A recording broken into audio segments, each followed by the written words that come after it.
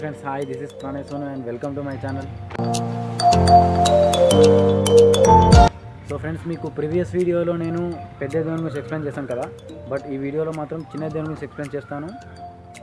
So మీకు ప్రతిదీ అంటే దాని హిస్టరీ ప్రతిదీ నేను డీటెయిల్గా మీకు ఇందులో ఈ వీడియోలో ఎక్స్ప్లెయిన్ చేస్తాను. సో కేర్ఫుల్గా వినండి. సో ఫ్రెండ్స్, ఇప్పుడు అసలు ఈ చిన్న దేవుడు ఎక్కడ ఉన్నాడంటే మన మంచిర్యాల డిస్టిక్ లక్షపేట మండలం చల్లంపేట అనే విలేజ్ సైడ్ దేవుడు కొలువై ఉన్నాడు. సో అక్కడికి వెళ్ళాలంటే ముందుగా మనం లక్షపేట సైడ్ వచ్చి అక్కడ నుంచి ఉక్కు చౌరస్తా నుంచి లోపలికి వెళ్తే గంపలపల్లి, అలాగే గంపలపల్లి దాటాక చందారం ఎక్స్ రోడ్ అది దాటుకొని మనం స్ట్రైట్గా కడెం లెఫ్ట్ కెనాల్ నుంచి లోపలికి వెళ్తే మనకు చల్లంపేట అనే విలేజ్ వస్తుంది. ఆ విలేజ్ నుంచి తార్ రోడ్ నుంచి అలా లోపలికి వెళ్తే మనకు చిన్న దేవుని గుట్టలు కనిపిస్తాయి. మనం చప్పట్లు కొడితే నీళ్ళు వస్తాయంటే మీరు నమ్ముతారా? సో ఫ్రెండ్స్, ఇవన్నీ నిజాలా అబద్ధాలా అనే కన్ఫ్యూజన్లో మీరు ఉంటారు కదా, ఇవన్నీ నిజాలే అని నిరూపించడానికి నేను ఈ వీడియో షూట్ చేశాను. సో ఈ వీడియోని చూస్తూనే ఉండండి, అన్నీ నిజాలే అని నేను నిరూపిస్తాను. దీని స్టోరీ కంప్లీట్గా మీకు ప్రతిదీ డీటెయిల్గా నేను ఎక్స్ప్లెయిన్ చేస్తాను. So let's start.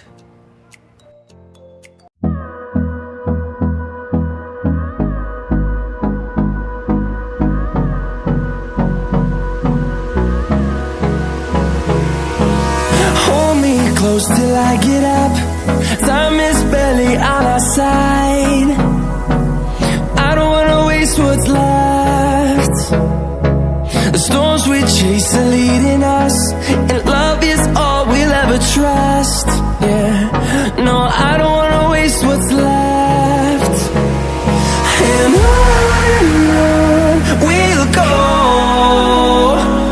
through the wastelands, through the highways, till my shadow turns to sun rays.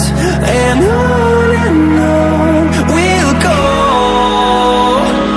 through the wastelands, through the highways, and on.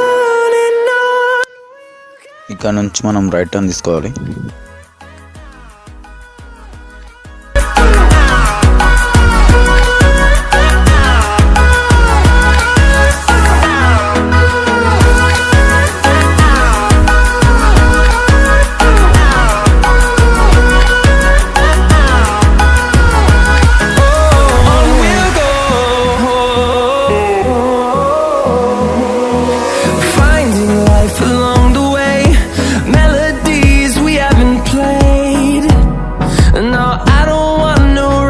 మనం స్ట్రైట్గా వెళ్ళకుండా ఇలా రైట్ టర్న్ తీసుకోవాలి. ఇది కడెం లెఫ్ట్ కెనాల్. ఈ బ్రిడ్జ్ పనిచాలి. ఇలా స్ట్రైట్గా వెళ్తే మనకు చల్లంపేట్ అనే విలేజ్ నేమ్ బోర్డు వస్తుంది. సో అక్కడ నుంచి మనం ఆ మట్టి రోడ్ నుంచి అలా స్ట్రైట్గా లోపలికి వెళ్తే మనకు చిన్న దేవుడు గుడి కనిపిస్తుంది. ఈ రూట్లో రోడ్స్ అనేవి సరిగా ఉండవు, ఓన్లీ మట్టి రోడ్ నుంచి మాత్రమే వెళ్ళాల్సి వస్తుంది. ఇదే చల్లంపేట్ విలేజ్. ఈ విలేజ్ దాటుకొని మనం ఇంకా లోపల దాకా వెళ్ళాల్సి వస్తుంది. ఎండాకాలం అయిపోయాక వర్షాకాలం స్టార్ట్ అయ్యే ముందు చిన్న దేవుని దగ్గరికి చాలామంది భక్తులు వెళ్తూ ఉంటారు. సో దానికోసమని ఇలా రోడ్స్ అని బాగు చేద్దామని ఇలా రిపేర్ చేస్తూ ఉంటారు. బట్ మనకు ఈ రూట్లో మట్టి రోడ్ మాత్రమే ఉంటుంది. ఈ మట్టి రోడ్ మించలే చాలా వెహికల్స్ వెళ్తూ ఉంటాయి. సో ఇది పార్కింగ్ స్పాట్. ఇక్కడ నుంచి మనం ఇట్లా నడుచుకుంటూ ఇట్లా లోపలకి వెళ్ళిపోవాలా. Turn us to thousands, and we'll grow in number, fueled by them to see the horizon. ఇలా లోపలికి నడుచుకుంటూ వెళ్ళేటప్పుడు మనకు ఎంట్రీలోనే ఫస్ట్ ఒక చిన్న కాలువ ఎదురవుతుంది. దాన్ని దాటుకొని అక్కడ కనిపిస్తున్న ఆ దేవునికి మొక్కుకొని అక్కడి నుంచి మనం నేరుగా చిన్న దేవుని దగ్గరికి వెళ్ళాలి.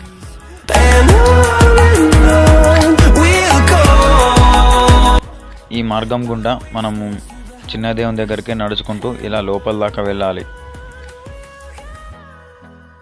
సో చిన్న దేవుని దగ్గరికి ఇప్పుడు నాతో పాటు నా ఫ్రెండ్స్ కూడా ఉన్నారు. హాయ్, భీమేష్, శ్రీకాంత్, నా స్కూల్ ఫ్రెండ్స్ వీళ్ళు. సో ఇక్కడ నుంచి మనం 2 కిలోమీటర్స్ లోపల దాకా నడవాలి. వెళ్ళేటప్పుడు దారిలో మొత్తం అడవి మధ్యలో నుంచి నడుచుకుంటూ ఎంతోమంది భక్తులు ఇలా వాళ్ళ మొక్కులని తీర్చుకోవడానికి కాలినడకన వెళ్తూ ఉంటారు.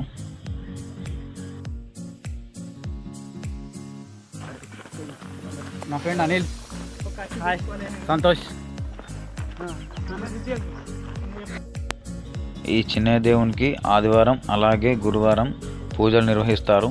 ఇక్కడికి ఎంతోమంది భక్తులు వచ్చి వెళ్తూ ఉంటారు. ఇలా కాలినడకనే నడుచుకుంటూ వెళ్ళే వాళ్ళు ఉంటారు. అలాగే లోపలికి ట్రాక్టర్లు కూడా వెళ్తాయి.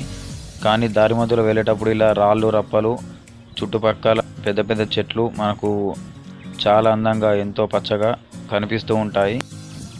ఈ రాళ్ళ మధ్య నుంచి మనం ఒక 2 కిలోమీటర్ల దాకా నడవాలి. ఆ 2 కిలోమీటర్లు నడిస్తే మనకు చిన్న దేవుని గుడి కనిపిస్తుంది. మళ్ళీ అక్కడి నుంచి ఇంకొక 3 కిలోమీటర్లు నడిస్తే మనకు మంచు కొండలు కనిపిస్తాయి. సో ఇప్పుడు మనం చిన్న దేవుని దగ్గర దాకా వచ్చేసాం.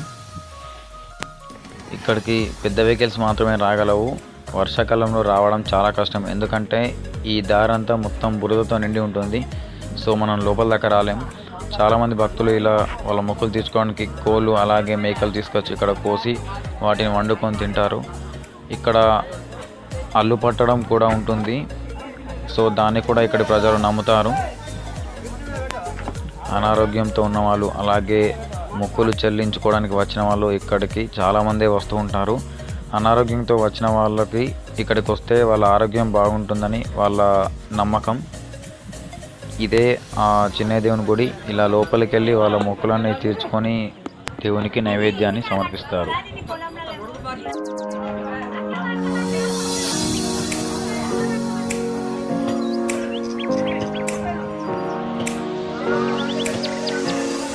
ఇప్పుడు మీరు చూస్తున్న ఈ సొరంగాలకు ఎన్నో ఏళ్ళ చరిత్ర ఉంది. అయితే ఈ సొరంగాలు మన చిన్నయ్య దేవుడు అలాగే పెద్దయ్య దేవుడు వారిద్దరి రాకపోకల కోసం వీటిని ఉపయోగించారని స్థానికులు చెప్పుకుంటారు. ఈ చిన్నయ్య దేవుని దగ్గర నుంచి ఈ సొరంగ మార్గంలో మనం పెద్దయ్య దేవుని దగ్గరికి వెళ్తే ఒక 10 కిలోమీటర్ల దాకా ఉంటుందని స్థానికులు చెప్పుకుంటారు. చిన్నయ్య దేవునికి అలాగే పెద్దయ్య దేవునికి మధ్య విభేదాలు రావడం వల్ల ఈ సొరంగాన్ని వాళ్ళు మూసేశారని స్థానికుల కథనం ప్రకారం చెప్పబడింది.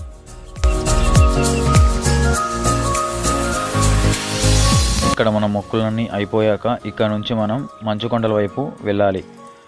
సో ఈ చిన్న దేవుని పక్క నుంచి ఒక దారి ఉంటుంది. ఆ దారి గుండా మనం లోపల దాకా వెళ్తుంటే మనకు దారి మధ్యలో పెద్ద పెద్ద రాళ్ళు కనిపిస్తాయి. చుట్టుపక్కల ఎటు చూసిన పచ్చదనంతో చెట్లు గుబురు గుబురుగా మనకు దారి మధ్యలో మనకు ఎదురవుతాయి. పెద్ద పెద్ద కొండలు అలాగే నీటి కుంటలు. ఈ రాళ్ళపై నుంచి నడుచుకుంటూ వెళ్తూ ఉంటే మనకు అక్కడక్కడ పచ్చిక బయళ్ళు పచ్చని చెట్లతో ఇలా అందంగా అలంకరించుకున్న పెద్ద పెద్ద గుట్టలు మనకు ఎంతో కనువిందుగా చూపర్లకు ఆకర్షించబడేలా మనకు కనిపిస్తాయి. అలాగే దారి మధ్యలో వెళ్తూ ఉంటే పచ్చని గడ్డితో నిండిపోయిన ఈ ప్రదేశం అలాగే మనకు ఈ రాళ్ళు దారి మధ్యలో నడుస్తూ ఉంటే ఇవన్నీ మనకు ఎదురవుతాయి. ఇలా లోపల దాకా ఈ దారి గుండా నడుచుకుంటూ వెళ్తే మనకు ఒక పెద్దటి రాయి కనిపిస్తుంది. ఇప్పుడు మీకు కనిపిస్తున్న ఈ పెద్ద రాయికి చాలా పెద్ద చరిత్ర ఉంది. ఇక్కడి కథనం ప్రకారం ఇక్కడ పంచపాండవులు పుట్టారని అలాగే ఇక్కడే ఆడుకున్నారని స్థానికులు చెప్పుకొస్తారు. ఇప్పుడు మీకు కనిపిస్తున్న ఈ గీతలన్నీ వీటన్నింటినీ నాగరిసాలు అంటారు. అంటే ఈ బండపైన నాగలితో దున్ని ఇక్కడ రాజనాలు పండించారని అంటే ధాన్యాలు పండించారని ఇక్కడి కథలో ఉంది. ఈ బండరాయి మీద మనకు పెద్ద ఆకృతిలో ఒక పాదం లాంటి అచ్చు కనబడుతుంది. దీన్ని భూమిని పాదం అంటారు.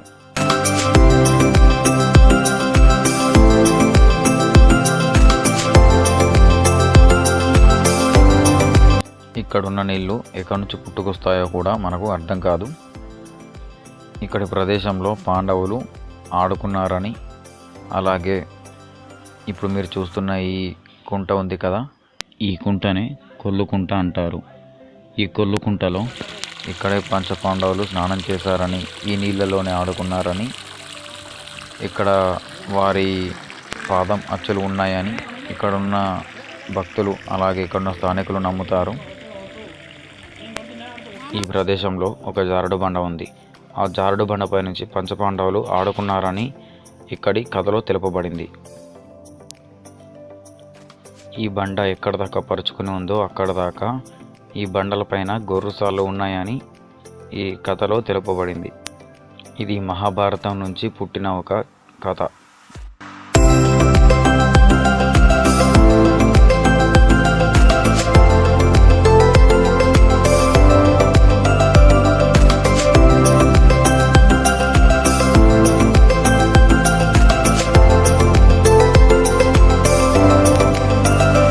ఇక్కడ ప్రదేశంలో ఉన్న ఈ కొండలని సుమారుగా 1000 అడుగుల దాకా ఉంటాయి.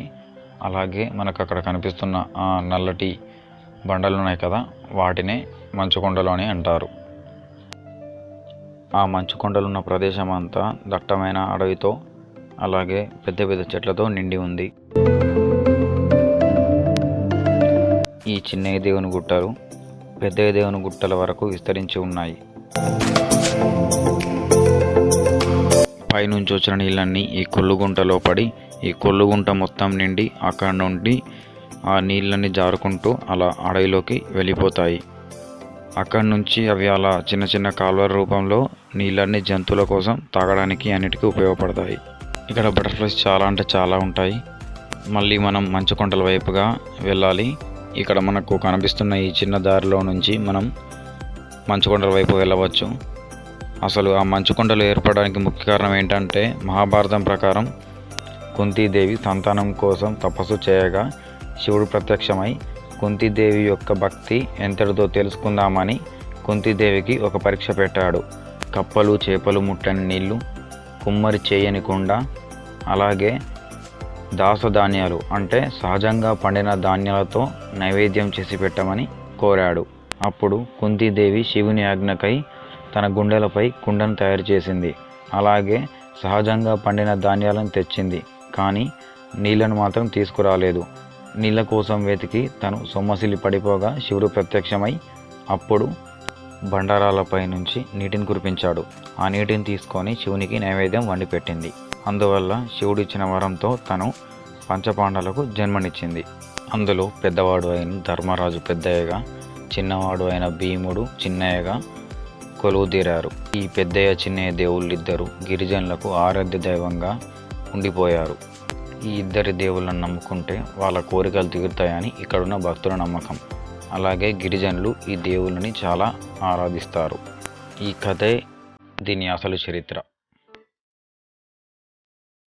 మంచుకొండల జలపాతానికి వెళ్ళే ముందు మనకు ఇలా ఎటు చూసిన పెద్ద పెద్ద బండరాళ్ళు అలాగే పెద్ద పెద్ద వృక్షాలు మనకు కనిపిస్తాయి. ఇక్కడున్న ఈ ఏరియాలో రాత్రిపూట చాలా జంతువులు వచ్చి ఇక్కడ నిద్రిస్తాయి. ఇక్కడ మనకు ముఖ్యంగా ఎలుగుబంటి గుహలు చూస్తున్నారు కదా, ఇక్కడ ఇందులో ఎలుగుబంటిలు పడుకుంటాయి. అలాగే మనకు వెళ్ళే ముందు పెద్ద పెద్ద బండరాలను మనము వాటిని ఎక్కుకుంటూ వెళ్ళాలి. ఒకసారి అలా చూసినట్టయితే మనకు ఆ బండరాలు కనిపిస్తున్నాయి కదా, అలా లోపల నుంచి ఇలా నడుచుకుంటూ వెళ్తే మనకు మంచు కొండలు కనిపిస్తాయి. సో ఇప్పుడు మనం అక్కడికి వెళ్ళాలి. ఒకసారి ఈ మంచు కొండలను చూసినట్టయితే మనకు అక్కడ నీటి చుక్క కూడా కనిపించట్లేదు. మనం ఎప్పుడైతే గట్టిగా చప్పట్లు కొడుతూ అరుస్తూ శబ్దాలు చేస్తామో అప్పుడే ఆ బండరాల మధ్య నుంచి నీళ్ళు వస్తాయి. సో నేను మీకు ఇప్పుడు ఆ వీడియో చూపిస్తాను, ఒకసారి చూడండి.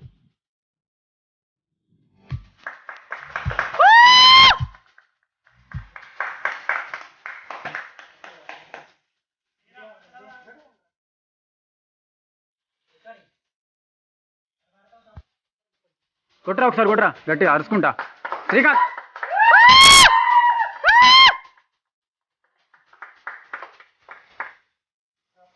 సో ఫ్రెండ్స్ చూసారు కదా, చప్పట కొడితే బండల మధ్య నుంచి నీళ్ళు ఎలా వస్తున్నాయో. ఈ మిస్టరీ ఇప్పటివరకు ఇంకా అంతుచిక్కు పట్టకుండానే ఉంది.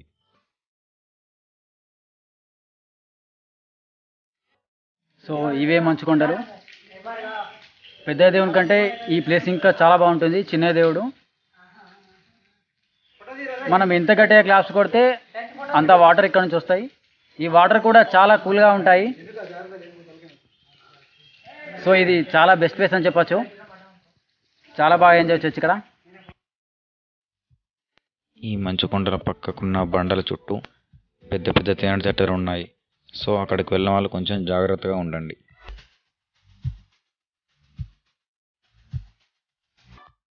చిన్న దేవుని దగ్గర నుంచి కూడా మనము మత్తడి సైడ్ వెళ్ళే రూట్ కూడా నేను షూట్ చేస్తాను. సో దాన్ని కూడా ఇప్పుడు మీరు చూసేయండి.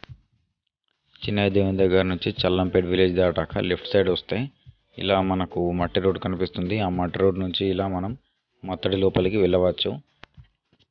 సో మనం లోపలికి వెళ్ళాక ఎక్కడైనా బైక్స్ పార్క్ చేసుకొని ఇలా చిన్నయ్య దేవుని దగ్గర ఎవరైతే కోళ్ళు మేకలు అక్కడ కోసుకున్నారో వాటిని ఇక్కడికి వచ్చి వండుకొని తినడానికి ఈ మత్తడి ప్లేస్ మంచిగా ఉపయోగపడుతుంది. సో ఇక్కడ మనకు వాటర్ ఫెసిలిటీ కూడా చాలా ఉంటుంది. అలాగే ఇక్కడ చాలామంది వచ్చి ఇక్కడ మత్తడి దగ్గర కూర్చొని ఇక్కడున్న వెదర్ని ఎంజాయ్ చేస్తూ చల్లని ప్లేస్లో కూర్చొని వాళ్ళు వండుకొని తింటూ ఉంటారు. ఇక్కడ వాటర్ కూడా చాలా ఉంటాయి.